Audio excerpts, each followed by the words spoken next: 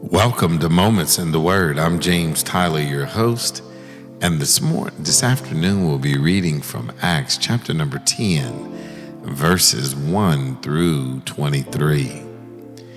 There was a certain man in Caesarea called Cornelius, a centurion of the band called the Italian Band, a devout man and one that feared God with all his house, which gave much alms to the people and prayed to God always. He saw in a vision, evidently about the 9th hour of the day, an angel of God coming in to him and saying unto him, Cornelius. And when he looked on him, he was afraid and said, What is it, Lord? And he said unto him, Thy prayers and thine alms are come up for a memorial before God. And now send men to Joppa, and call for the one Simon, whose surname is Peter. He lodgeth with one Simon a tanner, whose house is by the seaside. He shall tell thee what thou oughtest to do. And when the angel which spake unto Cornelius departed, he called 2 of his household servants, and a devout soldier of them that waited on him continually. And when he had declared all these things unto them, he sent them to Joppa on the morrow as they went on their journey, and drew nigh unto the city. Peter went up upon the housetop to pray about the 6th hour. And he became very hungry, and would have eaten, but while they made ready, he fell into a trance, and saw heaven open, and a certain vessel descending unto him, as it had been a great sheet knit at the 4 corners, and let down to the earth, wherein were all manner of 4-footed beasts of the earth, and wild beasts, and creeping things, and fowls of the air. And there came a voice to him, Rise, Peter, kill and eat. But Peter said, Not so, Lord, for I have never eaten anything that is common or unclean. And the voice spake unto him again the 2nd time, What God hath cleansed, that call not thou common. This was done thrice, and the vessel was received up again into heaven.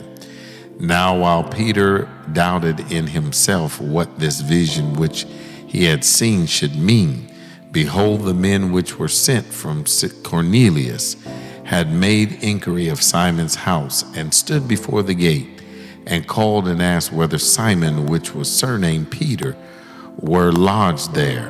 While Peter thought on the vision, the Spirit said unto him, Behold, 3 men seek thee.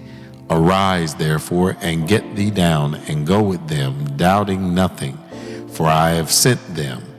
Then Peter went down to the men which were sent unto him from Cornelius, and said, Behold, I am he whom ye seek. What is the cause wherefore ye come? And they said, Cornelius the centurion, a just man, and one that feareth God, and of good report among all the nation of the Jews, was warned from God by an holy angel to send for thee into his house, and to hear words of thee. Then called he them in, and lodged them. And on the morrow Peter went away with them, and a certain brethren from Joppa accompanied them. As we turn and we look at the context of this text here, we see that this text here offers several valuable lessons for us to apply to our lives today. Cornelius, a Gentile, was an outsider of the Jewish community, yet God reached out to him. This shows that God's love and salvation is for everyone, regardless of their background or status. We are encouraged to be inclusive and accepting of all people. Both Cornelius and Peter followed God's instructions without hesitation. Cornelius sent for Peter, and Peter went to Cornelius despite his initial reservations. This teaches us to trust and obey God's guidance, even when it challenges our preconceived notions or requires us to step out of our comfort zone. Cornelius was a devout man who prayed and gave generously to those in need. His devotion reminds us of the importance of a consistent prayer life and being generous and compassionate towards others. Peter's vision challenged the Jewish dietary laws and symbolized breaking down cultural and religious barriers. This encourages us to move beyond societal prejudices and barriers to build more inclusive and understanding communities. Peter was initially hesitant, but he was open to the change God was bringing about. This lesson teaches us to be open to change in new ways that God might work in our lives and our communities. The orchestration of events in this passage shows God's sovereignty and perfect timing. We can trust that God is in control and that his timing is always right, even when we don't understand it. Both Cornelius and Peter acted on their faith.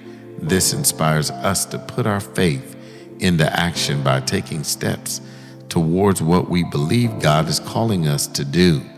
The story here highlights the unity that can be achieved despite cultural and religious differences. We can strive for unity in our diverse communities by focusing on common beliefs.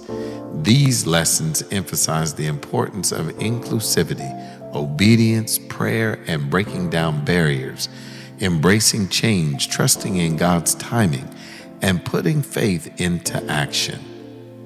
I'm James Tyler, coming to you live from the Castle Studios, and welcome again to Moments in the Word.